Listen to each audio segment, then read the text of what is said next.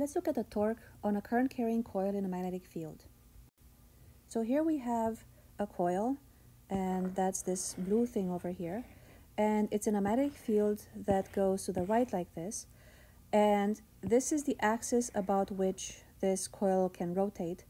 Now we're going to put a current through the loop, so it would go around in this direction and then come back out this way. So this is our initial setup. Then if we look at it from above, so we're looking down on it, then what we're seeing is this current coming out will be that current, and then we have this beam going across, so the current is going in this direction, and then the current is going to go away from the eye, so into the board here at this point.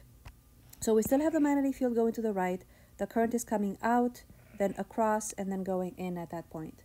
So what happens is that there will be forces acting on these different sides of the loop.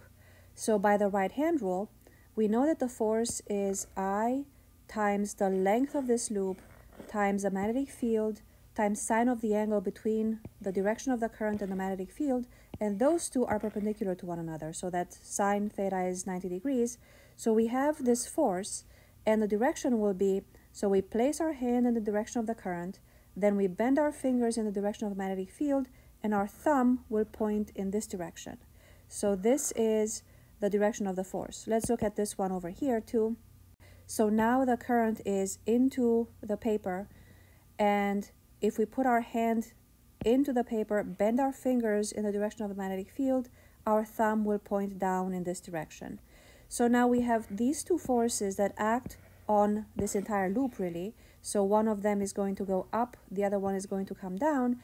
As a result of these two forces, this entire loop is going to rotate in the magnetic field. So we'll see something like this. There's going to be a rotation in the magnetic field. So the two forces will produce a torque. So the net torque is going to be the force on the left times the lever arm times sine of the angle between the force and the lever arm.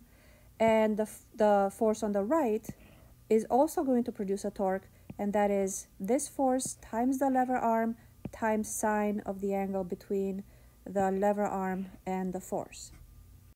So we can combine this. So we have 2 times the force has the same magnitude, and this lever arm is actually half of the width of the entire width of this coil. So then if we write down what this force is as well, then we know that the force is the current going through here, the length of this magnetic field times sine 90, because again, the current and the magnetic field are perpendicular to one another.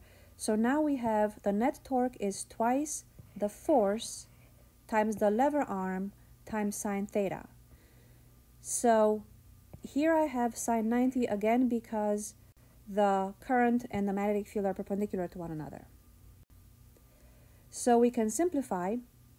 We can cancel these 2 out, and then I got rid of the sine 90 because that's 1, and then I brought the W into here, the width of this loop in here, and what I have there then is L times W. That's L times W. That's the area of this loop.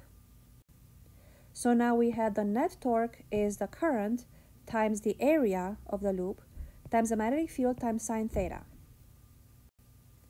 Now if we have n turns of wire, so here it just looks like we have a single wire going around like that, but we could have this going around n times before it comes back out. So if we had n turns of wire, we would just have to multiply the torque by n.